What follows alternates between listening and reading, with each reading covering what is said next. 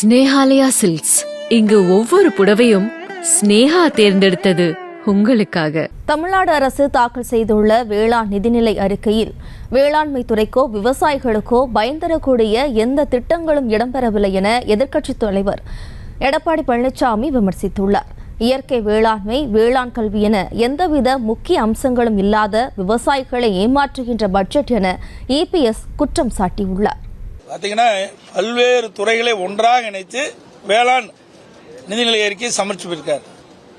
இதனால் விவசாயிகளுக்கு எந்த பயனும் கிடையாது. 2021 சட்டமன்ற பொதுத் தேர்தலின் போது திராவிட முன்னேற்ற கழகத்தின் சார்பாக தேர்தல் அறிக்கை வெளியிட்டார். இன்றைய முதலமைச்சர் அன்றைக்கு எதிர்க்கட்சித் தலைவராக இருக்கின்ற பொழுது அதில் திராவிட முன்னேற்ற கழகம் ஆட்சிக்கு வந்தவுடன் விவசாயிகளுக்கு ஒரு குவிண்டால் நெல்லுக்கு விலை 2500 ரூபாய் வழங்கப்படும் என்று அறிவித்தார். இதுவரை வழங்கவில்லை. கோதாவரி காவிரி இணைப்பு, அந்த இணைப்புக்கும் எந்தவித நிதியுதவி, அதாவது எந்தவித அறிவிப்பு இது இடம்பெறல. இது மிக மிக முக்கியமான திட்டம். ஏன்னா அண்டை மாநிலத்தை நம்பித்தான், நம்ம நீருக்கு அண்டை மாநிலத்தை நம்பித்தான் இருக்கிறோம். கோதாவரி காவிரி இணைப்பு திட்டத்தை நிறைவேற்றப்பட்டு விட்டா இந்த நீர் பிரச்சனை நமக்கு இருக்காது. குடியிருக்கு பிரச்சனை இருக்காது, விவசாயத்துக்கு நீர் பிரச்சனை இருக்காது. சிறு குறு விவசாயிகளுக்கு எந்த திட்டமும் அறிவிக்கல. கிராமப்புறத்தில் முக்கியத்துவம் அளிக்க இந்த வேளாண் நிதி அறிக்கையில் கிராமத்திற்கு முக்கியத்துவம் அளிக்கல. ஏன்னா கிராமத்திலிருந்து நகரத்தை நோக்கி வந்துட்டு இருக்கிறாங்க. கிராமத்திலே வேளாண்மை சேர்ந்த வளர்ச்சி பணிகள் அங்கே ஈடுபடுத்தினா நீ கிராமத்திலிருந்து நகரத்துக்கு வருகின்றவர்கள் தடுக்கப்படும். இன்றைக்கு இடுபொருளுடைய விலை ஏறிட்டுது.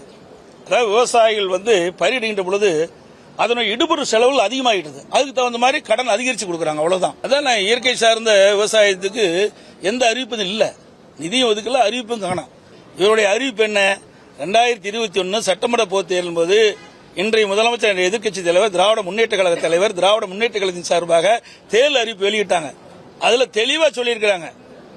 அதாவது விவசாயிகள் பயிரிடுகின்ற கரும்புக்கு ஆதார விலையாக 1 மெட்ரிக் டன் கரும்புக்கு 4000 ரூபாய் வழங்கப்படும் என்று. இப்ப வெறும் 215 ரூபாய் தான் கொடுத்திருக்காங்க. மத்திய அரசு நிர்ணயிக்கப்பட்ட விலையோட 215 கூடுதலா சிறப்பு ஊக்கத்தொகை கொடுக்கும் அறிவிப்பு கொடுத்திருக்காங்க. இது விவசாயிகளை ஏமாற்றுகின்ற ஒரு செயல் தான். இந்த பட்ஜெட்டை பொறுத்த வரைக்கும் பாட்டுண்டு விவசாயிகளுக்கு பயன் இல்லை. விவசாயிகள் படும் பாட்டுக்கு திட்டம் எதுவும் இல்லை. வேளாண் கல்வி சார்ந்த அறிவிப்புகள் எதுவும் இல்லை. விவசாயிகளுக்கு ஏமாற்றம் அளிக்கின்ற பட்ஜெட் இந்த பட்ஜெட். ஸ்னேஹாலயா சில்க்ஸ். இங்கு ஒவ்வொரு புடவையும் ஸ்னேஹா தேர்ந்தெடுத்தது உங்களுக்காக. செய்திகளை உடனுக்குடனும் துல்லியமாகவும் தெரிந்து கொள்ள சப்ஸ்கிரைப் பண்ணுங்க.